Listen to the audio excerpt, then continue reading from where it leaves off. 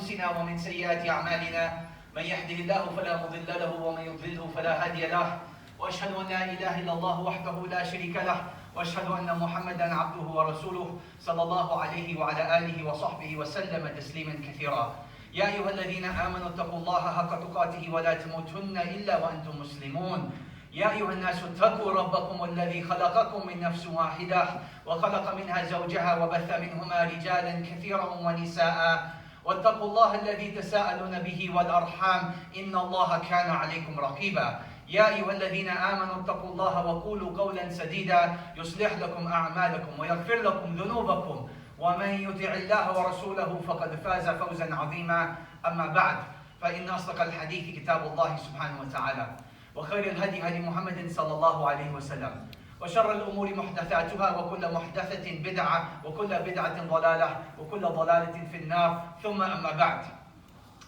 My dear brothers and sisters, if you were to look inside the books of history, you would find the story of Isa alayhi as-salam.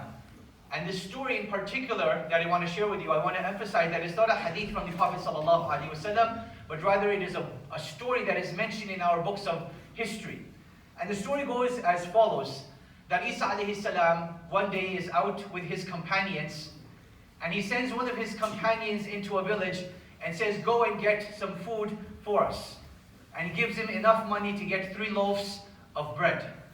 And this man, as he goes into the village to buy these loaves of bread, he starts thinking to himself that we're so many people and all we have is 3 loaves of bread. It's not going to be enough. So he eats one of the loaves of bread while he's there. And as he comes back to Isa alayhi salam and the rest of the group, Isa alayhi salam asks him, where is the 3rd loaf of bread? And the man responds, there are only 2. So they continue on to their journey, and eventually they come across some deer. And Isa alayhi salam commands that one of the deers should be killed and should be cooked, and everyone from the group can eat from it. And that is what they did. They killed the deer, they took the parts of the meat that they wanted, they cooked it, and they ate, and they were satisfied. And Isa alayhi salam, through a miracle, he brings the deer back to life. He brings the deer back to life. And he summons the man that ate the loaf of bread, and he says, I ask you by the one that brought this deer back to life, what happens to the 3rd loaf of bread? And the man says, there were only 2. And they continue on to their journey. Till eventually they come to a part of earth that is completely flooded. And it is not possible for them to get across, except that if they were to walk over the water. Isa alayhi salam performs another miracle. And him and his companions walk over the water. And as soon as they get to the other side, he asks the man again, I ask you by the one that allowed us to walk over this water, what happened to the 3rd loaf of bread? And the man says, but there were only 2. Till they go even further, and they get closer to a resting spot.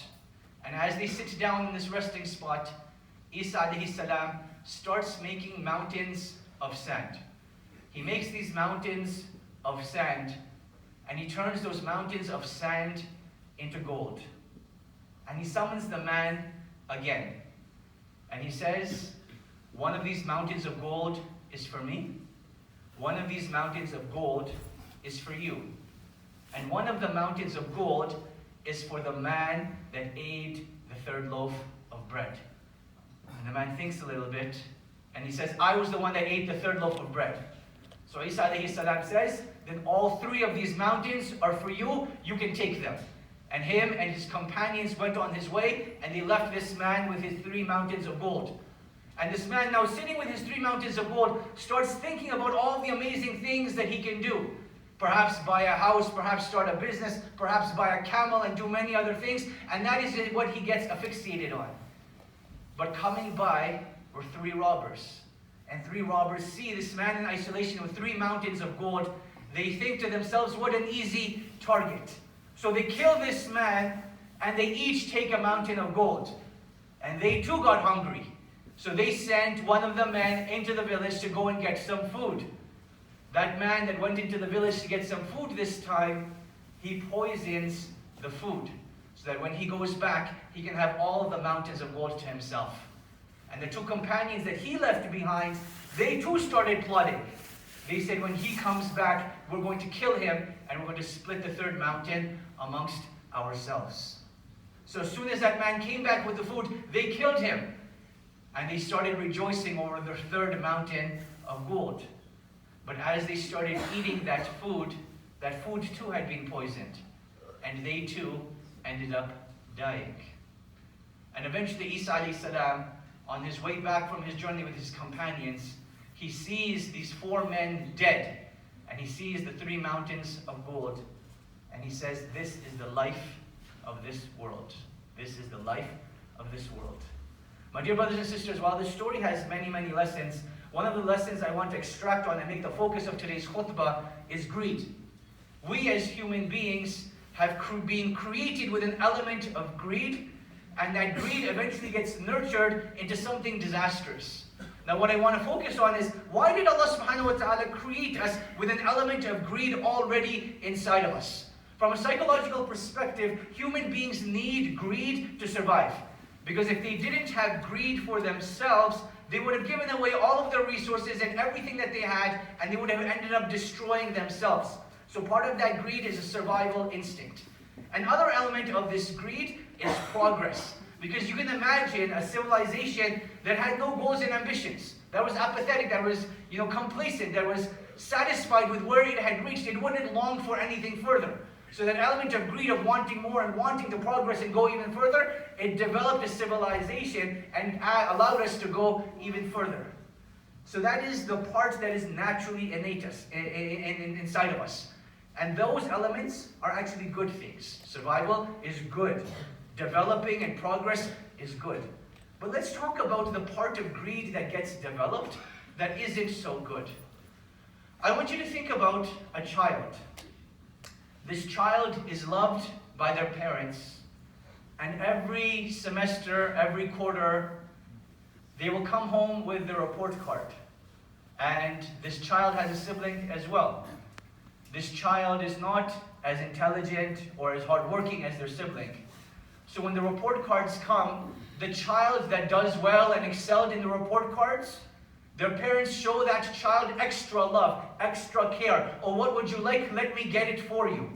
Whereas the child that did not do well, it is not shown that love. Oh, inshallah, you'll do better next time. And that's what it's told.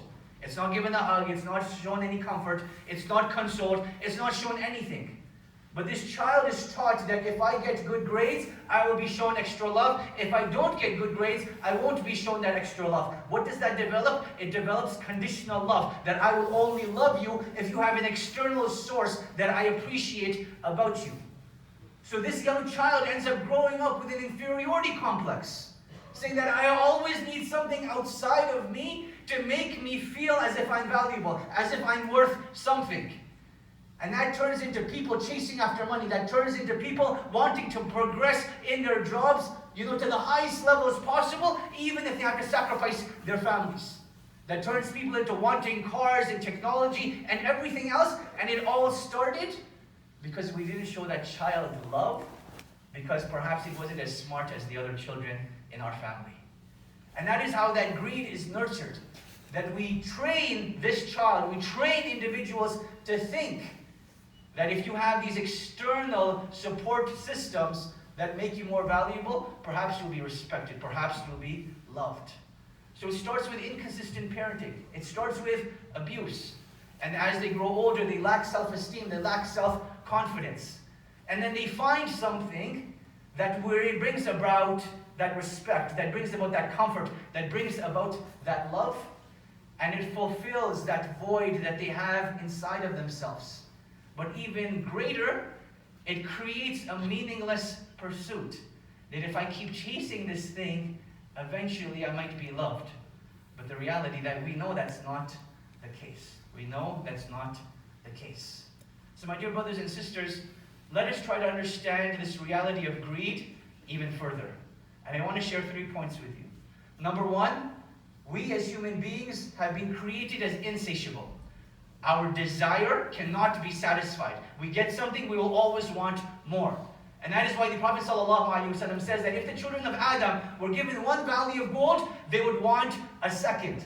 And nothing will satisfy them except for a turab, meaning that until they're underneath the dirt and they are dead, that is the only time that desire would have stopped. So now that you understand that we as human beings are insatiable, and therefore our pursuits are insatiable, what do we learn from this point? What we learn from this point, my dear brothers and sisters, is that if you're going to pursue something in this life that brings about meaning to your life, let it be something beneficial. Let it be something beneficial. Allah subhanahu wa ta'ala created us with an innate desire for a legacy. That our lives are worth something even after we pass away. But for the vast majority of people, all that they leave behind are the cars and the houses and the dunya. My dear brothers and sisters, if you want that desire and that pursuit to be meaningful, make it something meaningful. Building of an orphanage, building of a masjid, building of a madrasa, a school, building of a hospital, building of whatever our communities back home actually need. And make that your legacy. And that is how you fulfill that desire. You're chasing something, and that will bring you respect and fulfillment in this life, but at least it's meaningful in the akhirah, where you're getting reward from Allah subhanahu wa ta'ala. That becomes your sadaqah jariyah. The second thing we want to learn about greed is that greed, within of itself, brings disaster. It brings disaster and further chaos and further sin. In the Musnad of Imam Ahmad, the Prophet ﷺ says, I warn you against greed, for surely it destroyed the people before you. It commanded them with the cutting off of ties, and they did so. It commanded them with vice, and they did so. It commanded them with stinginess, and they did so. So here the Prophet ﷺ is showing us how one vice, which is internal, greed is an internal instinct. It doesn't have a real physical manifestation till it latches on to other sins, till it latches on to other things. And here the Prophet ﷺ shows us, what does it latch onto? It will latch on to the cutting off of ties. It will latch on to stinginess, and it will latch on to fujur. The word the Prophet ﷺ uses is fujur, meaning the surpassing of transgression, going above and beyond the limits and boundaries that Allah subhanahu wa ta'ala has set. So now you look at a practical example. This individual that keeps chasing money, they will do it at all costs, even if it means cutting off ties of kinship. That, you know what, someone passes away, we're going to fight over this inheritance, even if it breaks our bonds of family. Someone works so hard at work and continues pursuing that life, that they ignore their wife, they ignore their children, till it breaks down the family. And it all started with greed. It commands you with stinginess, that eventually you will reach a level of money that if you have it, you will become satisfied. But my dear brothers and sisters, ask anyone that has lived such a life where they wanted to get an X amount of dollars, once they reached it, how did they feel? Did they feel happy? Did they feel content? They didn't. Because then they wanted more. They had a higher level, a higher goal, and a higher ambition. And then it brings about vice. It brings about fujur. And this is, you will learn to lie, you will learn to deceive, you will learn to cheat just to get more money or whatever it is that you're greedy for. And this is what the Prophet ﷺ warns us against. That if you learn about the evil of a characteristic and the evil that it brings, hopefully it will help you fight it.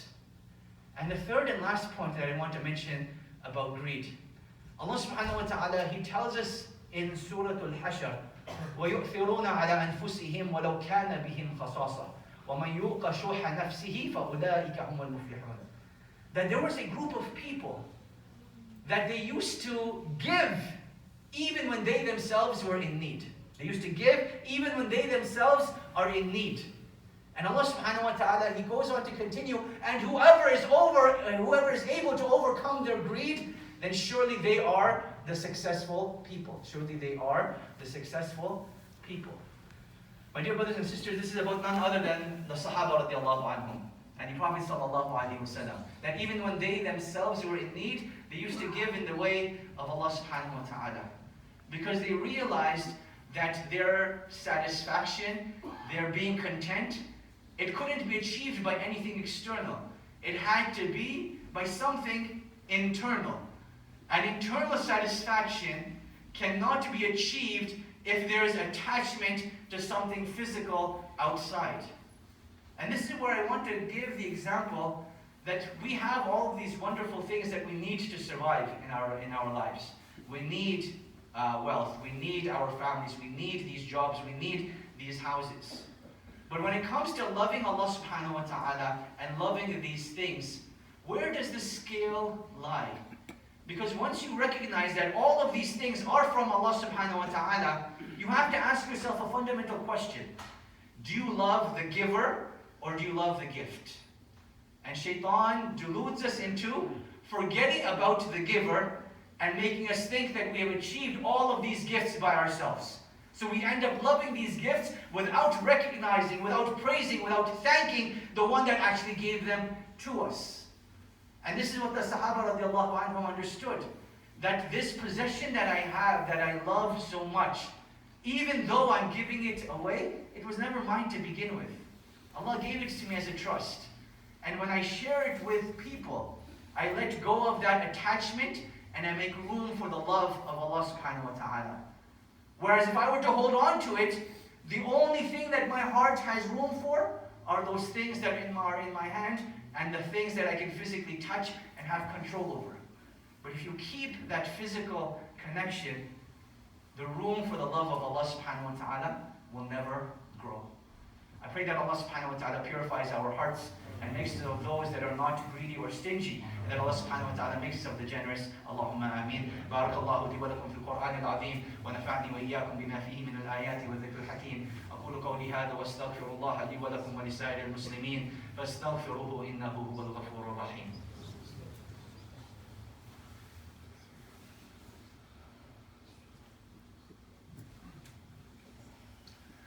الحمد لله والصلاة والسلام على رسول الله وعلى آله وصحبه ومن والاه. أما بعد. Let's do a quick recap of what we've taken.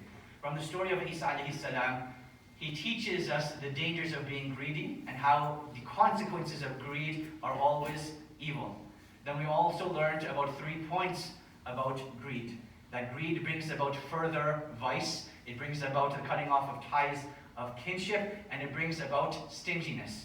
We also learned that greed develops a stinginess in the heart that continues to make us desire, that we're unsatiable, that our desire cannot be satisfied. So we need to turn that desire into something meaningful and something productive, a sadaqah jariyah project.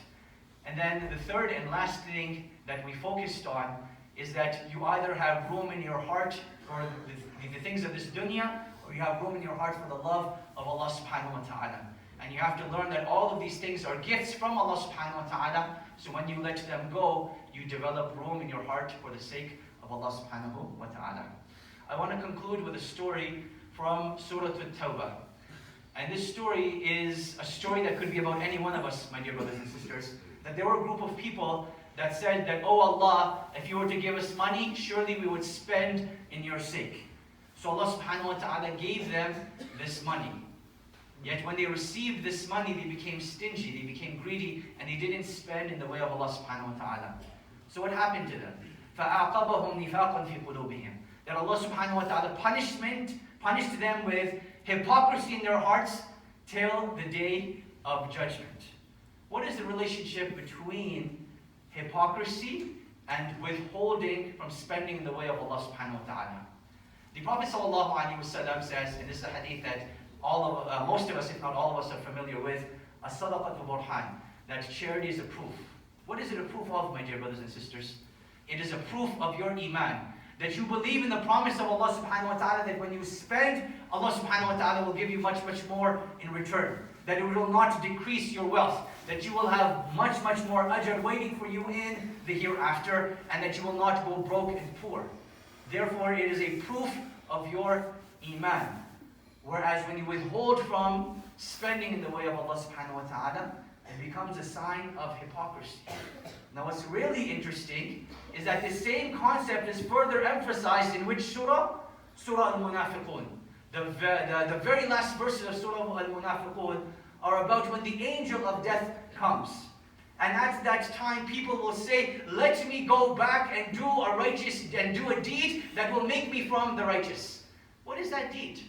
فَأَصَّدَّقَ وَأَكُن مِّنَ الصَّالِحِينَ. That I can give in charity and become from the righteous people.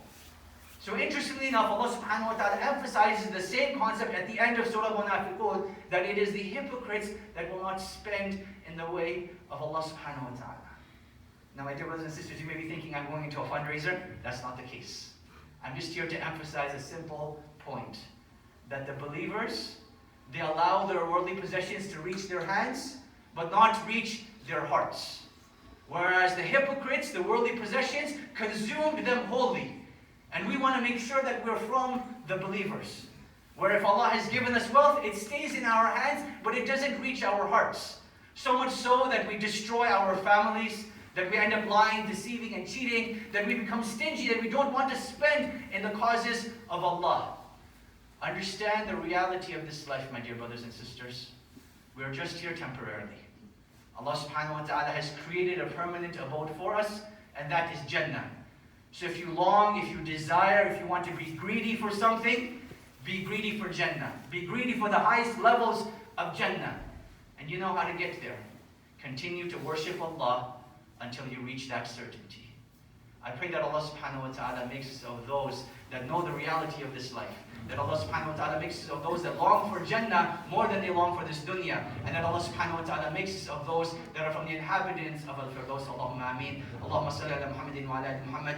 Kama sallaita ala Ibrahim wa ala ali Ibrahim innaka hamidun majid. Wa barik ala Muhammadin wa ala ali Muhammad. Kama barakta ala Ibrahim wa ala ali Ibrahim innaka hamidun majid. اللهم اغفر لحينا وميتنا وشاهدنا وغائبنا وصغيرنا وكبيرنا وذكرنا وانثانا واذا احييت احدا منا فاحيي على الاسلام واذا توفيت احدا منا فتوفاه على الايمان. اللهم اصلح لنا ديننا الذي هو عصمه امرنا واصلح لنا دنيانا التي فيها معاشنا واصلح لنا اخرتنا التي اليها معادنا واجعل الحياه زياده لنا في كل خير والموت راحه لنا من كل شر. ربنا اتنا في الدنيا حسنه وفي الاخره حسنه وقنا عذاب النار. وصلى الله وسلم وبارك على نبينا محمد وعلى آله وصحبه وسلم. قوموا إلى صلاتكم.